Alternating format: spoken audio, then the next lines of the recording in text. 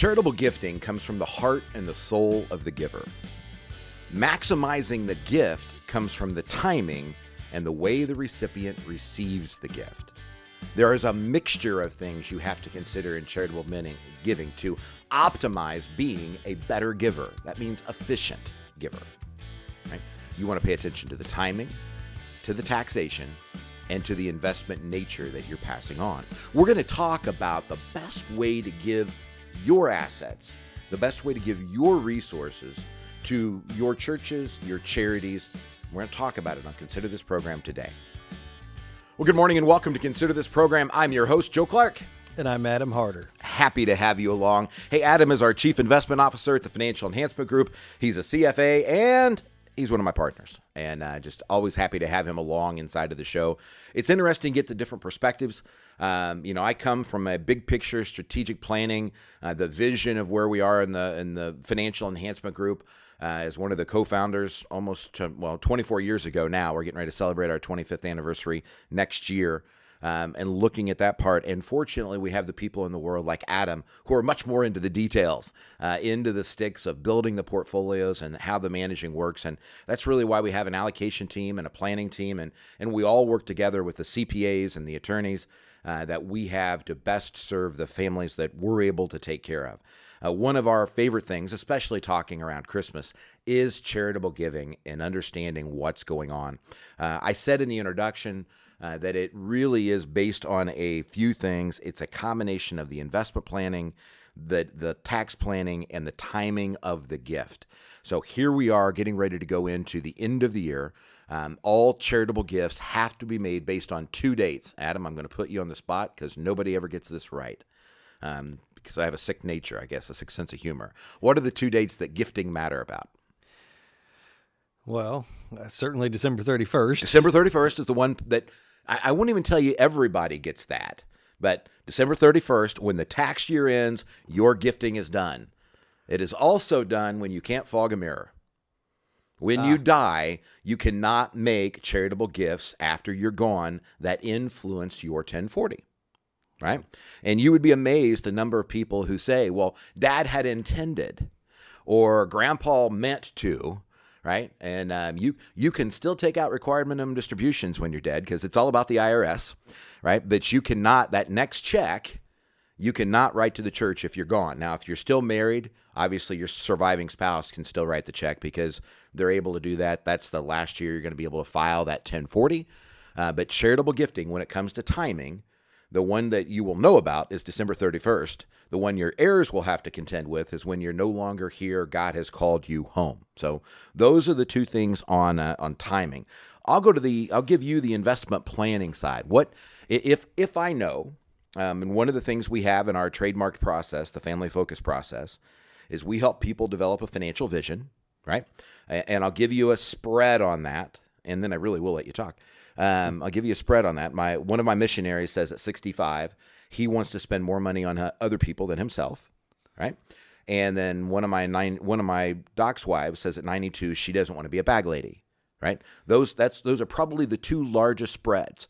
But how you would invest money would be entirely different. So if you knew that you had somebody who 20 years from now was going to retire and hopefully spend more money on other people than themselves, and then obviously leave a big chunk to a church or charity after their demise, what would you tell them from an investment planning perspective?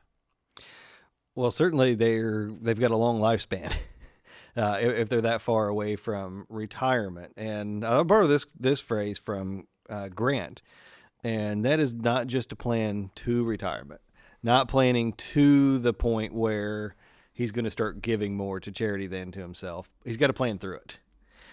So that, I think, is one key. We have this mindset, and when you invest in target-dated funds, you certainly lock in this concept that you are on an automatic sort of rotation plan, that as you get closer to that date, you increase your bond allocations to get more conservative and locked in. And during a lot of environments, that may be true, but that's certainly not true this one. That individual, if they're getting, if that was 20 years ago and the retirement's today, and they've made commitments and they want to be giving a lot to charity, if they have been rotating into bonds, they're not going to be able to give a whole lot. That is certainly a big component of it. Absolutely. So you've got a mixture of those kind of things, but we do know from a tax standpoint, appreciated stock and giving that to charity has a as you called it, a one point in time, a triple bagger in terms of how you're able to have a tax savings on your 1040. You're able to step up your own basis inside of your portfolio, and you're able to give to the needs of the charity, right? So you're better doing that with stocks. Now, we're not talking about IRA money or 401k money here, but you're better doing that with stocks that have appreciated than you are with cash. Yes, absolutely. So that's my mind immediately goes to investing and making sure it's there. But you're absolutely right. How you give can make that go all the much further. And certainly, as you indicated, there are triple baggers out there. People are in a different situation, but if you're exposed to estate tax, and by the way, since you don't know when that date is that you're going to not be able to fog a mirror, as you put it, you don't know if you're going to be exposed to an estate tax or not. We really don't know. During our lifespan, we've seen that estate exemption grow larger. As of right now, it's not. And it may continue to shrink. We don't know where it's going to be. So that may impact more people listening than they realize. So you do have an ability to do things efficiently to really stretch that giving if you do it correctly. Absolutely, absolutely agreed. So let's just talk real quickly about the tax return. In the Tax Cut and Jobs Act in 2000, effective January 1 of 2018, created, it essentially doubled the standard deduction for people, right? So when you look at a standard deduction, there are three big components. Every now and then you have a fourth. The big three are your state and property taxes that the federal government limited to $10,000 for what we call SALT tax, state and local taxation, that you can deduct on your federal 1040. Mm-hmm. Created a lot of people moving to different parts of the country over the last couple of years. And as of right now, that is one of the things that will not be changed in the tax code going forward to next year. When we're doing this recording, things change, right? So, always understand there's a difference between proposed tax returns and ones that are actually signed by Congress, Senate, and the way the president signs off on it. But one of the things that was done was the standard deduction was massively increased. The state and local tax that you were able to deduct was reduced. You have mortgage interest, and many of you don't have a lot of mortgage interest. And with the interest rates as low as they are, even big houses don't have as much interest as they once did before. And then the third one is charitable gifting. Now, every now and then, Adam, you will find, and this is important, you will find people who have a big medical expense year where they're able to deduct. Remember, that is a percentage of your AGI, and it's between 7.5 and 10%, depending on some things. That's why we have CPAs on our team that you're able to go. But the higher your adjusted gross income, the less you're able to deduct, right? And so it's important to understand that in some of your charitable gifting planning.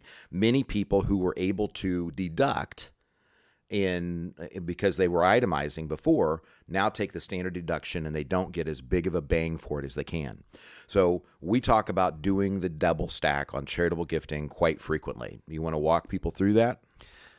Sure. So the double stack is really taking advantage of that timing issue. So January 1st to December 31st, that's your tax year. And for many of us, that's the way we think about our giving year. Those coincide. If we can adjust our timing and if we have creativity on when we give, then we have an ability to maximize that giving by stacking them into 1 year.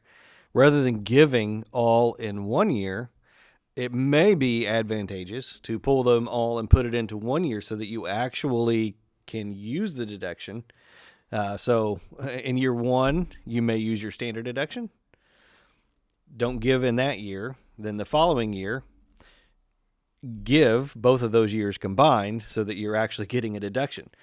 So you're not throwing away the $25,000 or whatever yours may be, given your age, deduction, or vice versa, or pull it forward and give in year one and use the standard in year two. So that can be a convenient way or an effective way to give. We probably use that strategy for 50 families inside of the firm.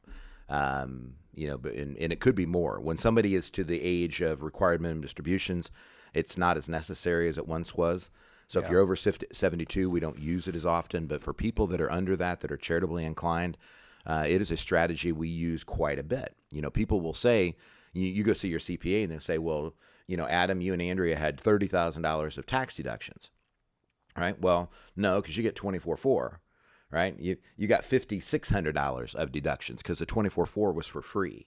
Mm-hmm. And so what we're able to do with that double stack is actually get you some deductions for the money that you're giving. Because you get if you're over 65, you're getting 26/6, married filing jointly for free on your return. And it's, when you're capped at $10,000 on state taxes and you have no mortgage, that's a lot of charitable gifting. So if we're going to do it, let's be smart about it.